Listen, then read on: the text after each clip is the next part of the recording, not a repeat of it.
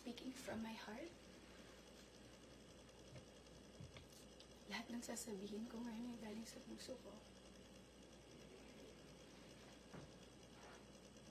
Today I will take accountability for everything. Nagkamali ako, and I want to say sorry for everything that I have done. It all started last June of 2024. I was in a very dark place. I was lonely. And I was getting attention from Anthony.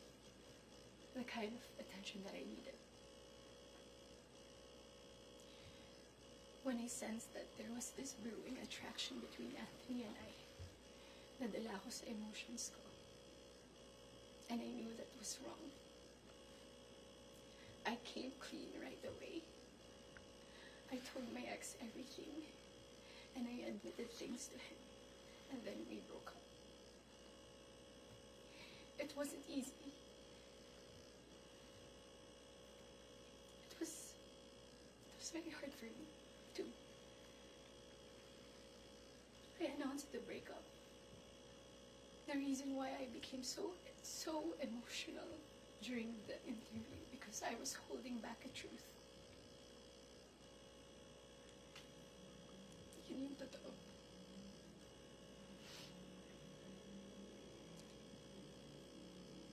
I wasn't really able to simmer down. I wasn't able to reflect on what had happened. I was working every day for days straight, weeks straight, months straight. Bago nagsimula yung mga daming trabaho namin, I told Anthony that I broke up with my ex. And he also said the same thing.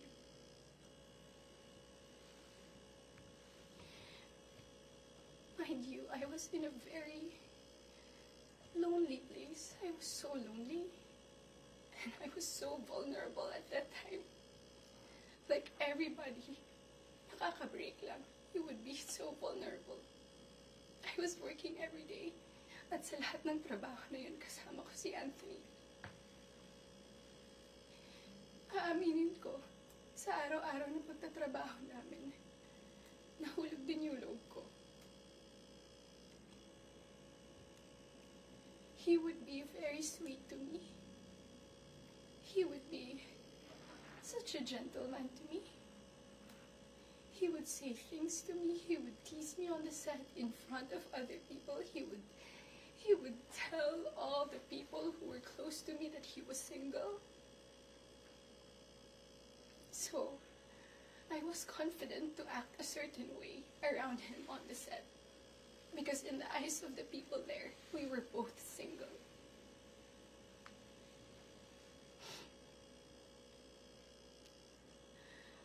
Araw-araw kami nagtatrabaho, and September came. We went to Italy for our shoot sa teleserye namin na Incognito. And doon nag-start na naging deep yung pagkakilala namin sa isa't isa. I really fell.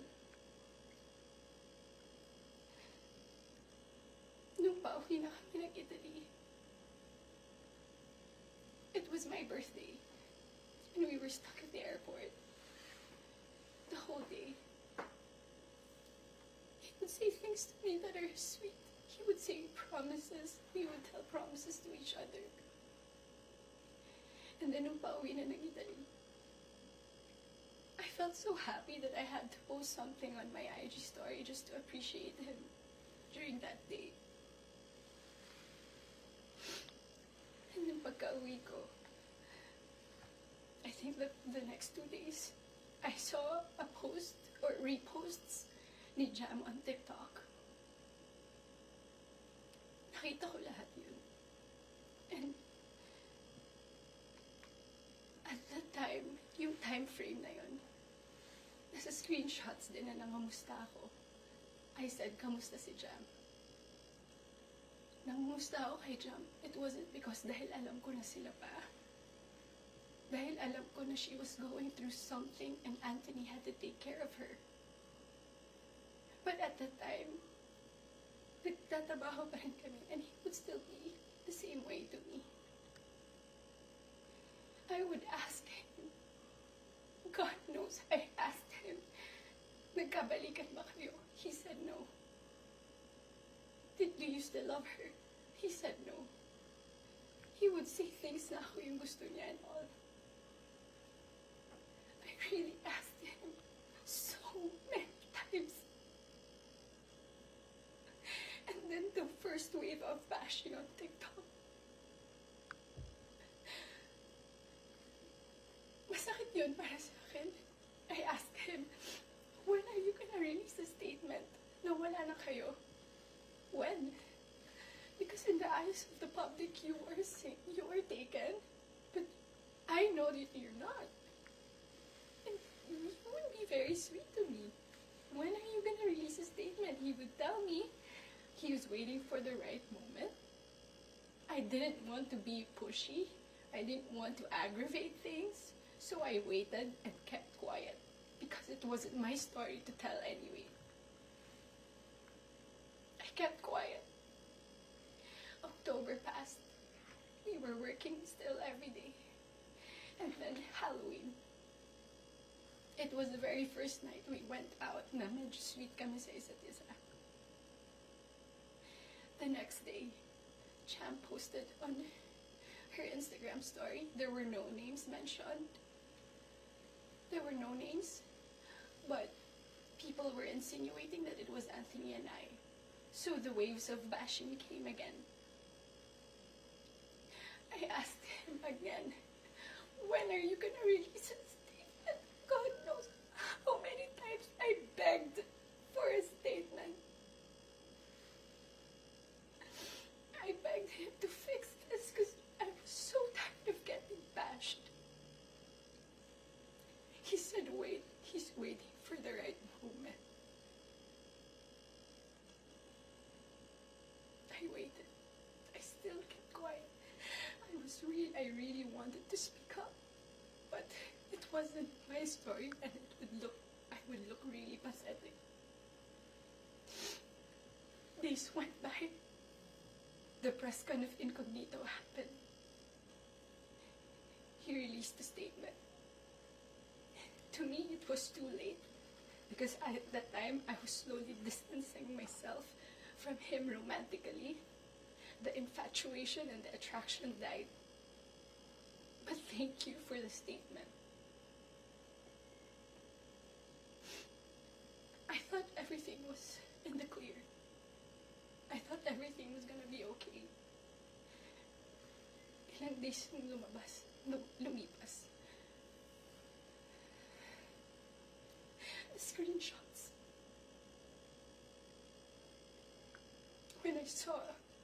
When I read it, it was 10 p.m. on a Tuesday night.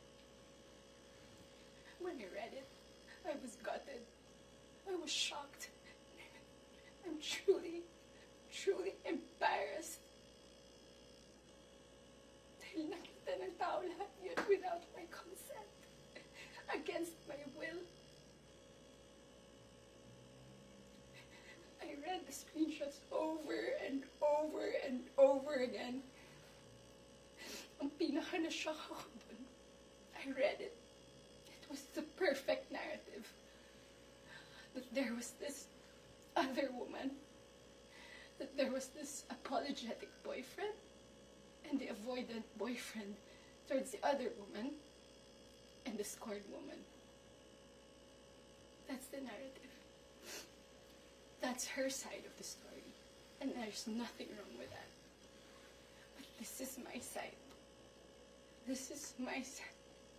And I've been reading those screenshots.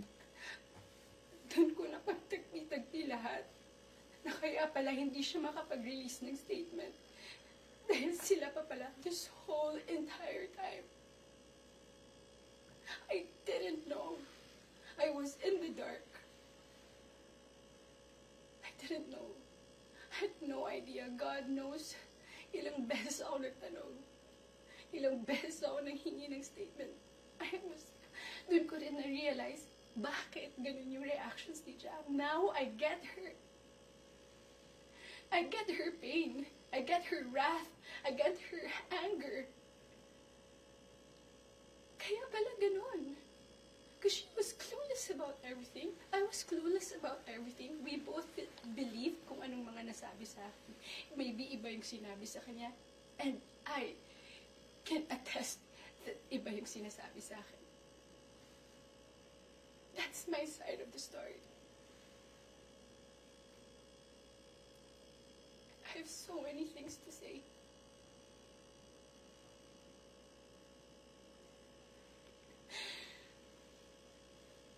Hindi ka ako makapaniwala.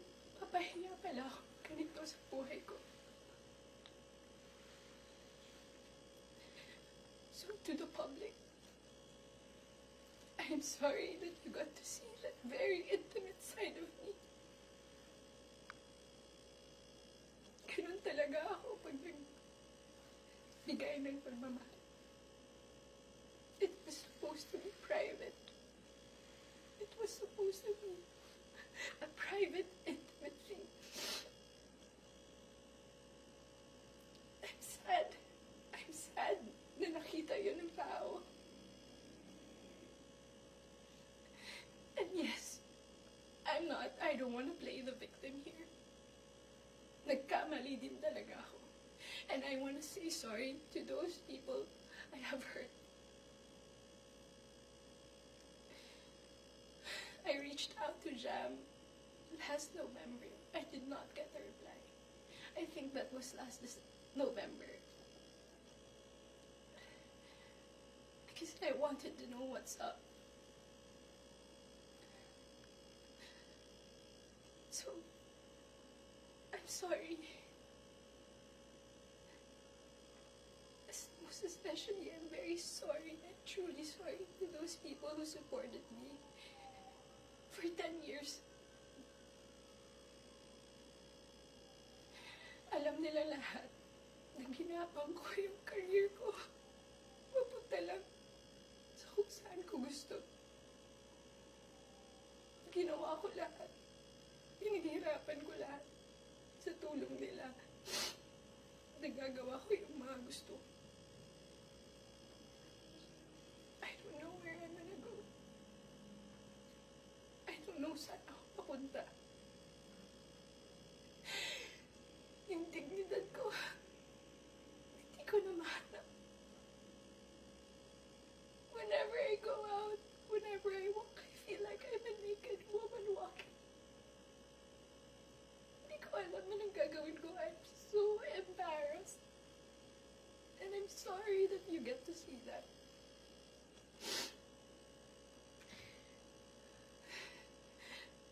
But I can assure you, tuloy pa rin ako. Tuloy pa rin ang laban.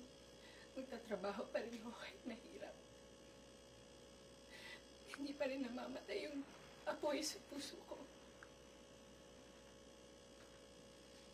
I'm still looking for that little girl inside of me.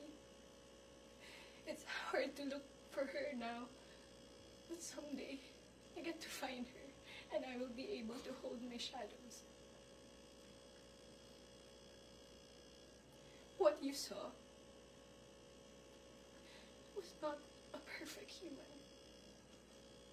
I'm far, far from being perfect. What you saw was a human being.